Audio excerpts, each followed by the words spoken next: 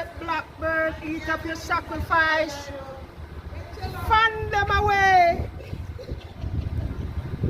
Fan away the blackbird with prayer, with fasting, with the word, living at Jesus' feet.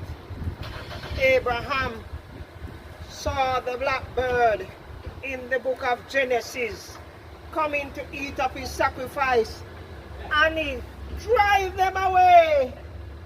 In the name of Jesus, we drive away every blackbird that wants to eat up our sacrifice in the mighty name of Jesus.